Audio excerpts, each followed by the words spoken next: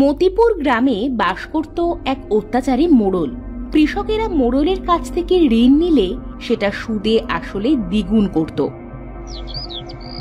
একদিন মোড়ল তুষার নামে এক কৃষকের বাড়িতে গেল তার ঋণের টাকার জন্য। তুষার, ওই বেটা, বাড়িতে আছিস নাকি? জি মোড়ল সাহেব, বাড়িতে তো আছি। বসেন বসেন, এইখানে বসেন। আমি বসতে আসিনি। আমার কাছ থেকে তো 1000 টাকা নিয়েছিলি, সেটা সুদে আসল 2000 টাকা হয়েছে। তার টাকা কবে দিবি শুনি?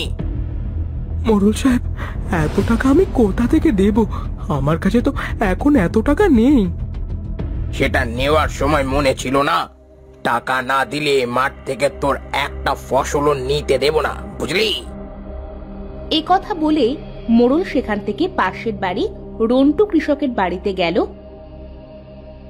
গিয়ে রন্টুকে বলল, এই রন্টু, খুব তো আরামে খাচ্ছিস দেখছি। আমার ধারের টাকাগুলা কবে দিবি? দিব মোড়ল সাহেব, খুব তাড়াতাড়ি দিব। মাঠে ফসল উঠেছে, যেগুলা বিক্রি করে আপনার টাকা তাড়াতাড়ি পরিশোধ করে দেব। তাড়াতাড়ি পরিশোধ করে দেব? মুখে বড় বড় কথা, সুদে আসলে তোর টাকা দ্বিগুণ হয়েছে, বুঝলি? তোর ফসল বিক্রি করলে আমার ঋণের সিকি কোনাও হবে না। মোড়ল সাহেব, সব না পারি অল্প অল্প করে আপনাকে শোধ করে দেব। কোনো অল্প টল্প হবে না। যদি ঋণের টাকা এবার শোধ করতে না পারিস, তবে তোর চাষের জমিটা এবার আমাকে দিয়ে দিবি। ক্ষমা করবেন মোড়ল সাহেব, আমার জমিটা যদি আপনি নিয়ে নেন, তাহলে সে আমাদের না খেয়ে মরতে হবে। তাহলে না খেয়েই মরিস।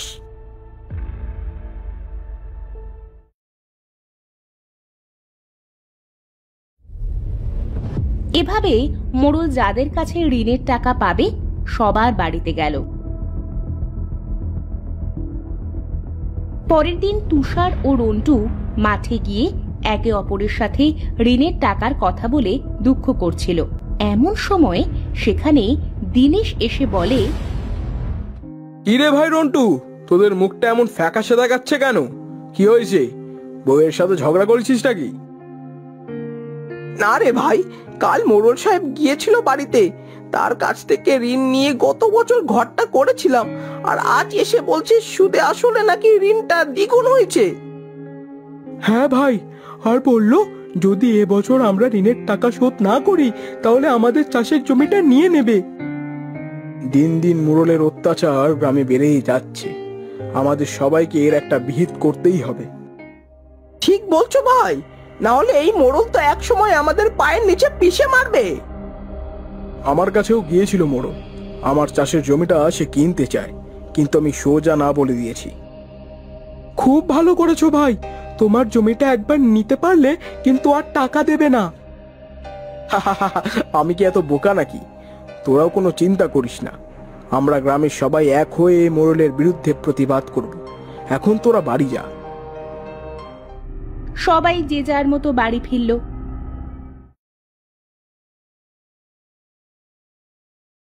দিনেশ বাড়ি ফিরে তার বউকে বলল, লতু, মনে হচ্ছে এইবার মোড়লের বিরুদ্ধে লড়তেই হবে।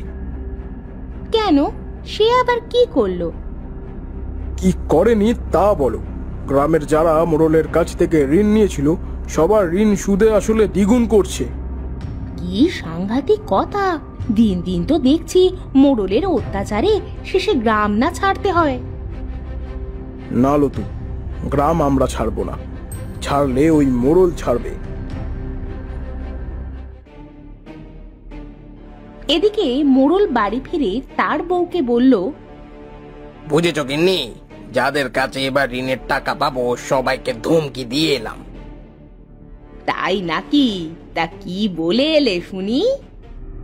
বলেছি ফসল ওঠার সাথেই যদি আমার ঋণ সুদে আসলে পরিশোধ না করো, তবে সবার চাষের জমি নিয়ে নেব।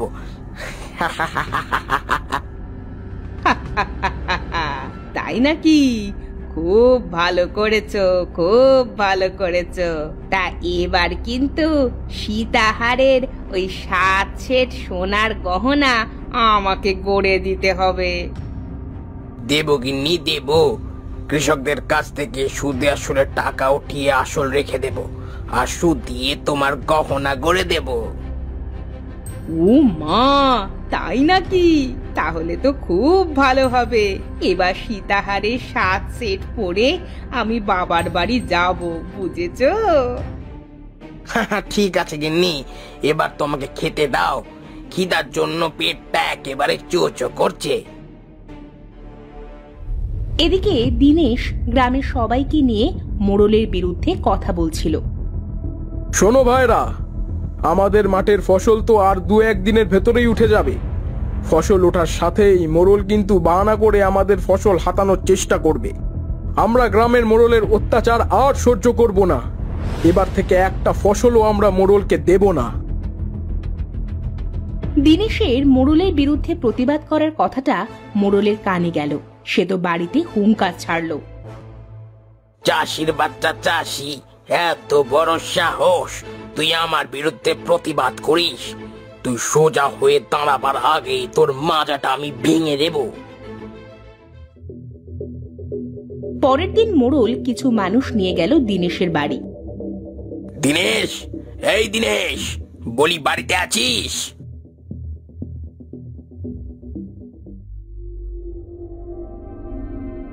আরে মোড়ল মশাই, আজ আমার বাড়িতে এলেন যে? আমি তো বলেছি আমার জমিটা আমি বিক্রি করব না। তোর মিয়া, আমি জমি কিনতে আসি নাই। আমি এসেছি তুই আমার কাছ থেকে যে 1 লক্ষ টাকা ধার নিয়েছিলি সেটা নিতে। এ কথা শুনে যেন দিনেশের মাথায় আকাশ ভেঙে পড়ল। কি বলছেন কি মোড়ল সাহেব? আমি কবে আপনার থেকে 1 লক্ষ টাকা ধার নিলাম? আরে, তোর মনে নেই? তোর মনে না থাকলে কি হবে? আমার কাছে সব প্রমাণ আছে।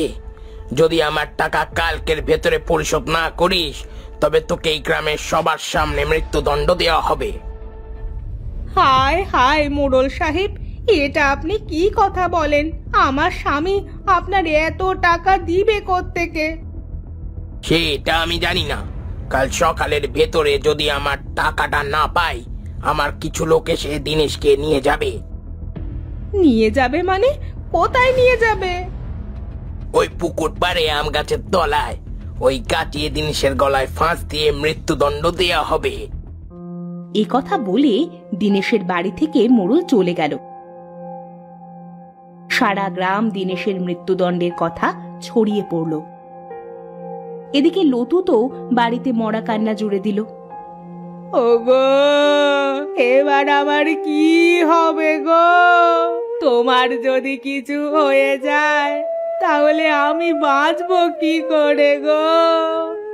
এত টাকা তুমি কোথা থেকে দিবে?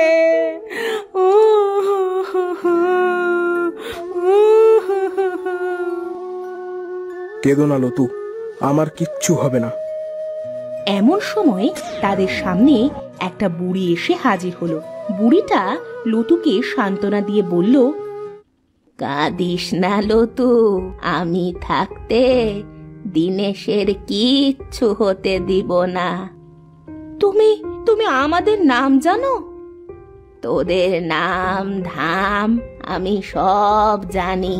কাল যখন মোড়ল দিনেশের মৃত্যুদণ্ড দিতে যাবে, তখন দেখিস মোড়লের অবস্থা আমি কি করি।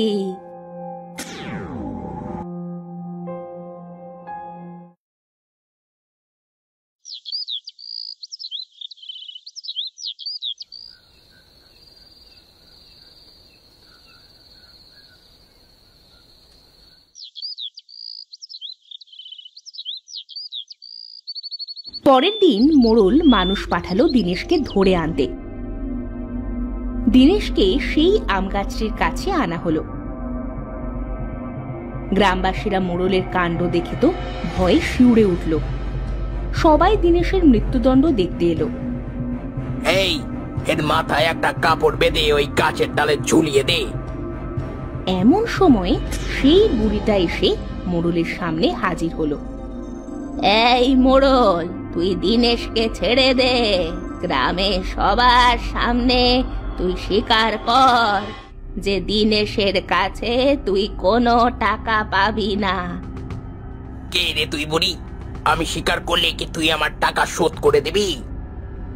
দাঁড়া, দিচ্ছি দিচ্ছি তোর টাকা। এই কুত্তা, যা দেখি এই মোড়লকে এই গ্রাম থেকে বের কর, যেন আর কোনোদিনও এই গ্রামে ঢুকতে না পারে। কুকুরটি মোড়লকে তাড়াতে লাগলো। ওরে বাবারে, আমার পিছু ছাড়।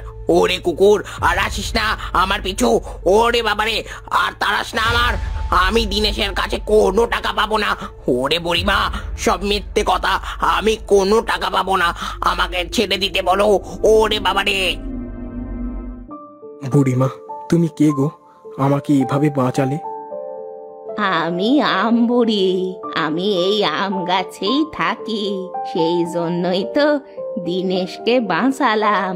কি করে আমার আস্তানায় একটা নিষ্পাপ মানুষকে মারতে দিতে পারি? তোমাকে অনেক ধন্যবাদ গো বুড়িমা, তুমি আমার সাথে আমার গ্রামটিকেও বাঁচিয়ে দিলে। যা দেখি, তোরা এবার সবাই যে যার বাড়িতে যা। মোড়ল আর কোনোদিনও এ গ্রামে আসবে না। তোরা এবার সুখে শান্তিতে এ গ্রামে বসবাস কর। ওগো, চলো তাহলে আমরা সবাই এবার বাড়িতে ফিরি। সবাই বাড়ি ফিরে গেল। এরপর থেকে সবাই মতিপুর গ্রামে সুখে শান্তিতে বসবাস করতে শুরু করলো।